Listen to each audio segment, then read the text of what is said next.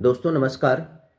मैं राधेश्याम यादव आप सभी एसोसिएट को आप सभी व्यक्ति को मैं तहे दिल से नमस्कार करता हूं। दोस्तों साथ साथ मैं उम्मीद करता हूं आप अच्छे होंगे और आने वाले समय में आपका दिन अच्छा गुजरेगा। दोस्तों मैं एक चीज़ बात करूंगा नेटवर्क मार्केटिंग के बारे में, नेटवर्क मार्केटिंग एमएलएम के बारे में। दोस्तों नेटवर्क मार्केटिंग एक ऐसा प्लेटफॉर्म है जहां पर आम आदमी खास बनता है, जहां पर एक मध्यम वर्ग के जो व्यक्ति होते हैं हाई क्लास के व्यक्ति बन सकते हैं। लेकिन दोस्तों उसके लिए सिस्टम का जो टर्म कंडीशन है उस टर्म कंडीशन को फॉलो करना पड़ेगा। दोस्तों हर कुछ का टर्म कंडीशन बनता है। अगर आपको सेना बनना है, आर्मी बनना है, तो आपको उस हिसाब से हाइट होना चाहिए, सीना होना चाहिए, क्वालिफिकेशन होना चाहिए। अगर आप बीपीएससी की तैयार करना चाहते हैं तो उस हिसाब से आपके पास क्वालिफिकेशन भी होना चाहिए। अगर आप टीचर बनना चाहते हैं तो उसके लिए +2 होना चाहिए, ग्रेजुएशन होना चाहिए, बीएड होना चाहिए, सीटेट होना चाहिए, फिर बीपीएससी फेस करके तब आप दोस्तों टीचर बन सकते हैं। बिना टर्म कंडीशन का दोस्तों कुछ भी नहीं है। हर सेक्टर में टर्म कंडीशन है। हर सेक्टर का कुछ ना कुछ नियम है, जिस नियम को आपको फॉलो करना पड़ेगा दोस्तों। तो जाहिर सी बात है, नेटवर्किंग जो प्लेटफॉर्म है, नेटवर्क मार्केटिंग जो प्लेटफॉर्म है, इसका भी कुछ नियम है। और नियम ये है जो आपको जो सिस्टम कहता है उस सिस्टम के बातों को फॉलो करना है दोस्तों। बहुत सारे लोग क्या चाहते हैं, हम सिस्टम की बातों को ना माने और हम सक्सेस कर जाएं। देखिए दोस्तों, ये टीम वर्क है। टीम को चलाने के, टीम को बनाने के लिए तो एक नियम होगा। जब तक आप उस नियम को पालन नहीं करेंगे तब तक आपका टीम ना बनेगा, ना चलेगा दोस्तों। बहुत सारे लोगों को मैं देखता हूं सिस्टम में ज्वाइन होते हैं। ज्वाइन होने के बाद पहला जो फंडा होता है सिस्टम का वो होता है जो लिस्ट बनाना दोस्तों। क्योंकि जब तक आप लिस्ट नहीं बनाएंगे तब तक आप उससे कम्युनिकेट नहीं कर पाएंगे। लिस्ट बनाइए, लिस्ट बना करके आप उसको क्या कीजिए, आप उससे बातें कीजिए। अब बात शुरू की तो इसका मतलब ये नहीं जो बात शुरू किया डायरेक्ट ही आप वहाँ अपने प्लान के बारे में या अपने सिस्टम के बारे में सीधा बात शुरू की।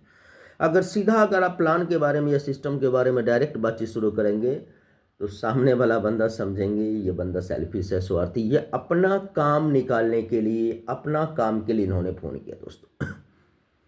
सामने वाले बंदे को ये नहीं अनुभव होना चाहिए कि आप अपने काम के लिए उसको फ़ोन किए। ठीक है।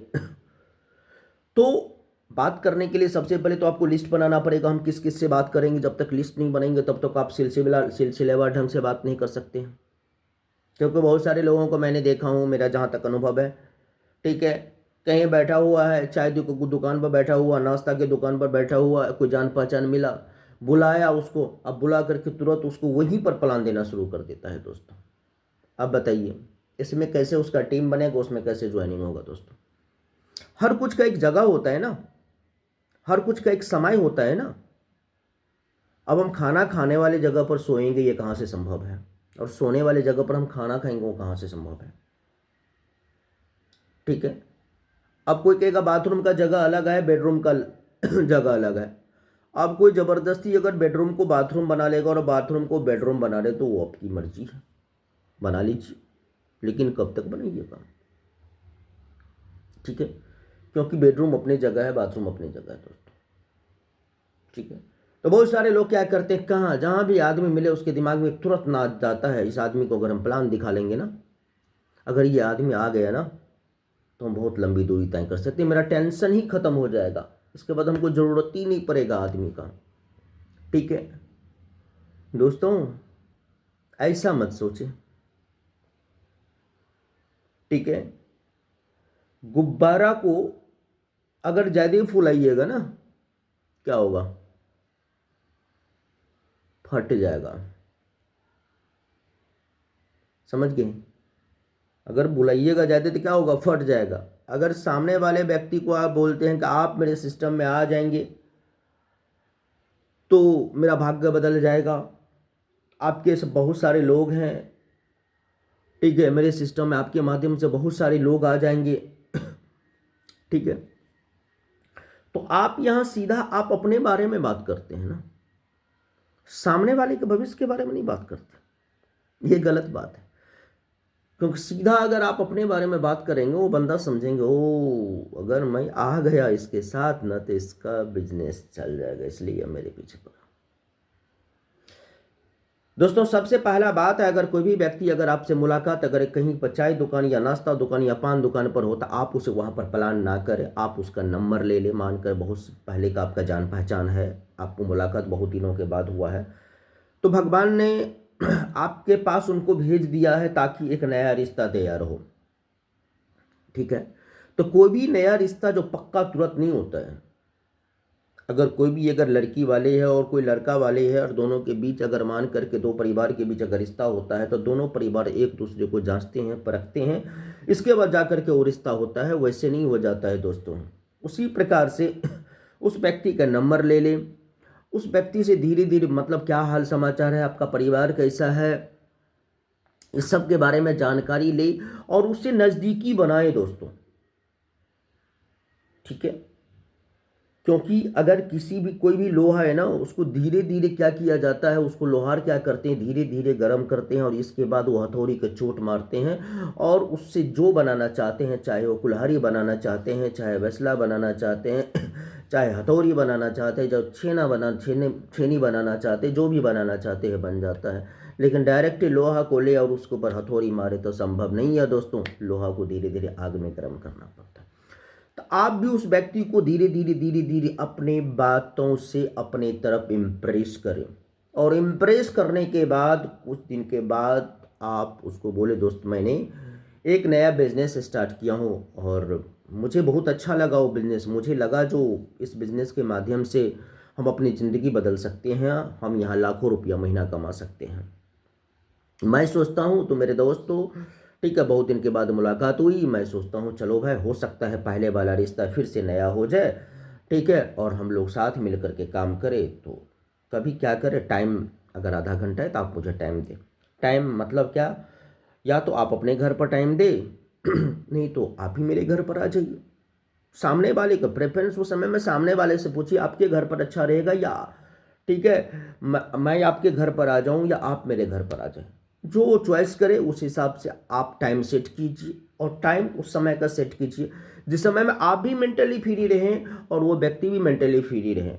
क्योंकि कहावत है जाम से भरे हुए गिलास में अगर जाम डालेंगे तो जाम छलक जाएगा दोस्तों, गिलास खाली होना चाहिए, तब उसमें क्या होगा, जाम अटकेगा वरना छलक। उसी प्रकार से किसी भी इंसान को अगर आप प्लान दिखाने जाते हैं तो उसका दिमाग क्या होना चाहिए, शांत होना चाहिए, खाली होना चाहिए। तो प्लान दिखाने वाला का भी दिमाग शांत और खाली होना चाहिए और देखने वाले का दिमाग खाली और शांत होना चाहिए, ठीक है। तो सामने वाला अगर किसी उलझन में है, किसी परेशानी में है, तो उस स्थिति में आप जिद करके उससे समय ना ले, जिस समय में वो कोई परेशानी में नहीं हो, कोई उलझन में नहीं हो, उस समय में आप उससे टाइम ले और आप भी उसे उस समय में टाइम दें जिस समय में आप मेंटली फ्री हैं, आपको कोई परेशानी नहीं है दोस्तों। इसके बाद जाकर का प्लान शेयर करें। आप अगर इस हिसाब से अगर प्लान शेयर करेंगे ना, इस हिसाब से अगर प्लान करेंगे तो 99% लोग आपके साथ ज्वाइन करेंगे। और प्लान करने के बाद ये मत आप बोले उसे आप आ जाएंगे तो मेरे बिजनेस को 4 चांद लग जाएगी, ठीक है। आप ये उसे बताएं अगर आपने इस बिजनेस में आया तो आपके ज़िंदगी में 4 चांद लग जाएगी। आप ये मत बताएं जो आप अगर मेरे बिजनेस में आएंगे तो आपके माध्यम से बहुत सारे लोग आ जाएंगे। आप ये बताएं अगर आप मेरे बिजनेस में आते हैं तो हमारे जितने भी लोग हैं, हम जितने भी सारे लोगों को प्लान किए हैं, जितने भी सारे ज्वाइनिंग करने वाले हैं, सारे मैं आपके साथ कर दूंगा। समझ गए? आप ये मत बोले आप अगर मेरे बिजनेस में आएंगे तो मैं यहाँ से लाखों रुपया महीना कमाऊँ। आप ये बोले अगर आप इस बिजनेस में आते हैं तो आपको मैं लाखों रुपया महीना कमा दूंगा। आप ये मत बोले आप मेरे बिजनेस में आएंगे तो हमारा लाइफ सुरक्षित हो जाएगा, मेरा परिवार भी सुरक्षित हो जाएगा। आप ये बोले अगर आप इस बिजनेस में आते हैं तो मैं आपके परिवार को सुरक्षित करवा दूंगा सिस्टम के माध्यम से, क्योंकि सिस्टम एक ऐसा ताकत है, ठीक है, सिस्टम एक इतनी यूनिक सिस्टम है जो ये सिस्टम पैसा तो देती ही है, प्रतिष्ठा भी तो देखती है, सबसे जो बड़ा चीज होता है वो देती है दोस्तों पारिवारिक सुरक्षा।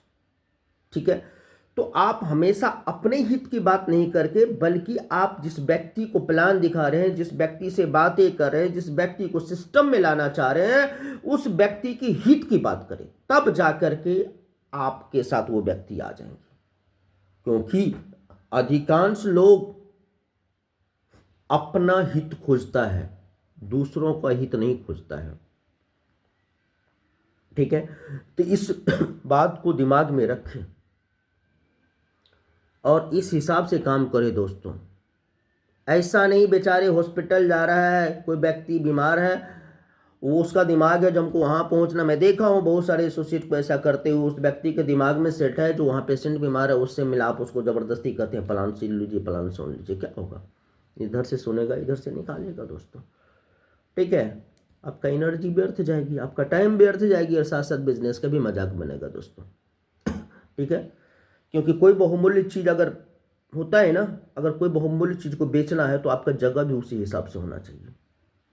ठीक है, आप ऐसा नहीं साग की ढकिया मत समझें, साग छिट्टा में चौराहा पर बिकता है क्योंकि उसका कीमत कम होता है दोस्तों, लेकिन सोना एक शोरूम में बिकता है क्योंकि उसका कीमत क्या होता है, ज़्यादा होता है। उसी प्रकार से आप अपने बिजनेस को अगर कीमतदार बनाना चाहते हैं, आप अपने सिस्टम को मजबूत बनाना चाहते हैं, आप अपने सिस्टम को ताकतवर बनाना चाहते हैं, तो आप इसे छिट्टा में लेकर के चौक चौराहा पर ना बेचें दोस्तों, एक अच्छी सी जगह पर बेचें, शांत जगह में बेचें, तब जाकर के आपको सफलता मिलेगी दोस्तों।